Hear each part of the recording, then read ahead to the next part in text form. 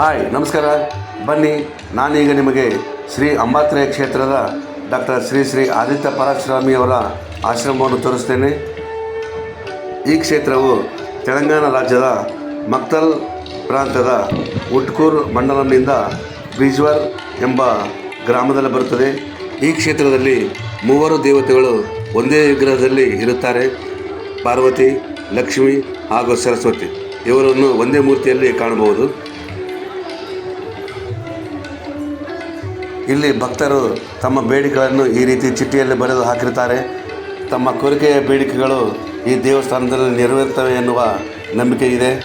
ಅಲ್ಲಿ ನೋಡಿ ಕಾಣ್ತಾ ಇದೆ, 3 ದೇವತೆಗಳು ಒಂದೇ ಮೂರ್ತಿಯಲ್ಲಿ ಇರುವ ವಿಗ್ರಹ.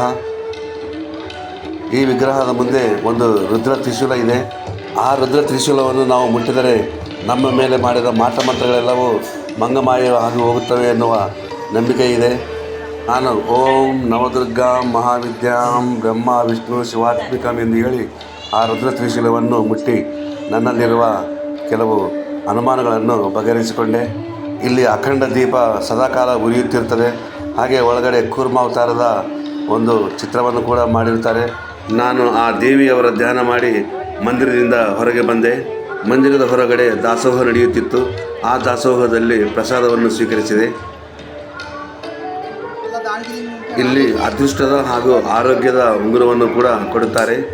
ಈ ಉಂಗುರವನ್ನು ನಾವು ಹೆಬ್ಬೆರಳಿಗೆ ಹಾಕಿಕೊಳ್ಳಬೇಕು ಎಂದು ಹೇಳಿ ಗುರುಗಳು ಹೇಳಿರುತ್ತಾರೆ. ಇಲ್ಲಿಯ ಶಿಷ್ಯ ವೃಂದದವರು ಬಂದ ಭಕ್ತರಿಗೆ ಹೆಬ್ಬೆರಳಿಗೆ ಉಂಗುರವನ್ನು ಹಾಕುತ್ತಾರೆ.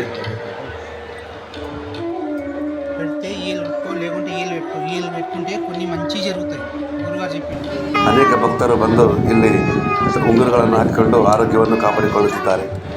ಈ ಕ್ಷೇತ್ರದ ಪರಮ ಗುರುಗಳಾದ ಡಾಕ್ಟರ್ ಶ್ರೀ ಆದಿತ್ಯ ಪರಾಶರಸ್ವಾಮಿಯವರನ್ನು ದರ್ಶನ ಮಾಡಿಕೊಂಡು ಅವರ ಜೊತೆ ಕೆಲವು ಫೋಟೋಗಳನ್ನು ಎಳೆದು ಅಲ್ಲೇ ಪಕ್ಕದಲ್ಲೇ ಗೋಶಾಲೆ ಕೂಡ ಇತ್ತು.